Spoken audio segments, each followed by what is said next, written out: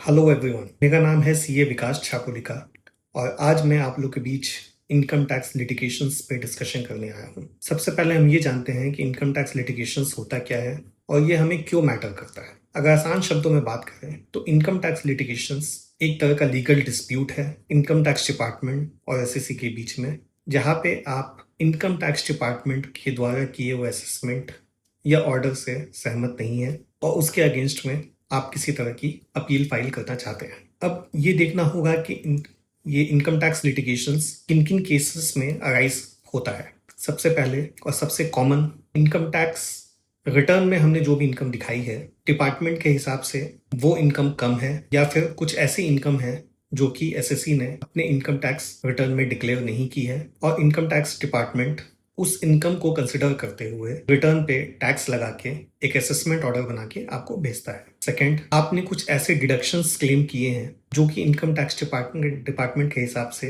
गलत है, वैलिड नहीं है या आप उसके लिए एलिजिबल नहीं है। थर्ड, वैल्यूएशन ऑफ एसेट्स पे भी डिस्क्रिपेंसी हो सकती है। फोर्थ, ट्रांसफर प्राइसिंग पे डिस्प्यूट हो सकता है। फिफ्थ, रेसिडेंशियल स्टेटस के ऊपर भी लीगल डिस्प्यूट हो सकता है। सिक्स्थ, इनकम टैक्स के हिसाब से आपने अपने टैक्स को विलफुली इवेड किया है और आपने वो इनकम डिक्लेयर नहीं की है। अब जनरली लीगल डिस्प्यूट्स दो प्रकार की होती हैं, एक होती है सिविल और एक होती है क्रिमिनल। सिविल में किसी प्रकार का टैक्स इन्वॉल्व होता है और इसके अंदर जेल का प्रावधान नहीं होता है। आपको इनकम टैक्स पेनलाइज कर सकता है, आपके ऊपर टैक्स लगा सकता है, आपके ऊपर इंटरेस्ट लगा सकता है, लेकिन आपको इसमें जेल की का प्रावधान नहीं होता है। और सेकंड, क्रिमिनल, जहाँ पे इनकम टैक्स के हिसाब से आपने कुछ फ्रॉड किया है और इसमें आपको जेल भी भेजा जा सकता है। अब हम ये समझते हैं कि इनकम टैक्स लिटिगेशंस आखिर में अराइज कैसे होता है। तो इनकम टैक्स में सबसे पहले होता है कि हम अपनी इनकम टैक्स रिटर्न एक सेल्फ असेसमेंट के बेसिस पे डिपार्टमेंट को फाइल करते हैं थ्रू आईटीआर, जिसको डिपार्टमेंट अपने ऑटोमेटिक सॉफ्टवेयर से, जो कि सेंट्रल प्रोसेसिंग सेंटर पे है, वहां से उसे प्रोसेस करता है और उस सॉफ्टवेयर में कुछ ट्रिगर पॉइंट्स पहले से ही फीड किए हुए होते हैं, जिनके बेसिस पे वो सॉफ्टवेयर उन रिटर्न्स को जो कि उस ट्रिगर से मैच करते हैं उन्हें सेट असाइड कर देता है और वो ऑफिसर को भेज दिया जाता है स्क्रूटनी इनिशिएशन के लिए। उसके बाद जो आपका असेसिंग ऑफिसर है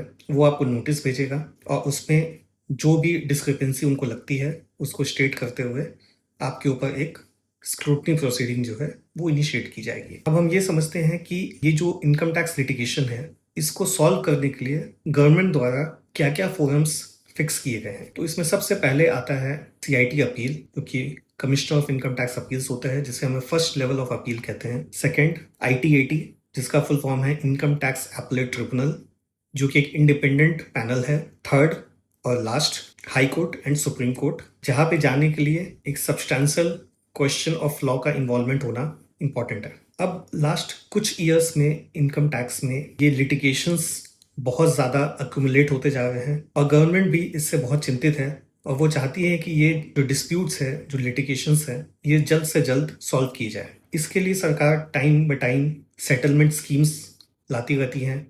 जैसे अभी रिसेंटली लास्ट ईयर विवाद से विश्वास स्कीम लाई गई थी, जिसके तहत आपको एक ऑप्शन दिया जाता है कि जो भी असेसमेंट ऑर्डर में टैक्स है आप सिर्फ उसे पेमेंट कर दीजिए, आपको किसी तरह की इंटरेस्ट और पेनल्टी पेमेंट नहीं करनी पड़ेगी। तो बहुत से लोगों ने इसे अडॉप्ट किया और अपना टैक्स पे करके उस लिटिगेशंस को वही खत्म किया। और ये भी देखा गया है कि मैक्सिमम असेसमेंट्स जो डिपार्टमेंट के साइड से किए जाते हैं वो गवर्नमेंट हार जाती है और मान के चलिए कि 3 में से 2 केस गवर्नमेंट लूज करती है, डिपार्टमेंट लूज करती है। सरकार ने रिसेंटली असेसमेंट प्रोसीड्योर्स में भी काफ़ी कुछ चेंजेस किए हैं, जैसे कि अब बहुत सारे केसेस फेसलेस होने लग गए हैं। इनफैक्ट सीआईटी अपील के लेवल पे मैक्सिमम केसेस अब फेसलेस हो गए हैं। फेसलेस में ये होता है कि आपका जो असेसमेंट होता है, जो स्क्रूटनी होती है आपकी, वो एक फेसलेस है।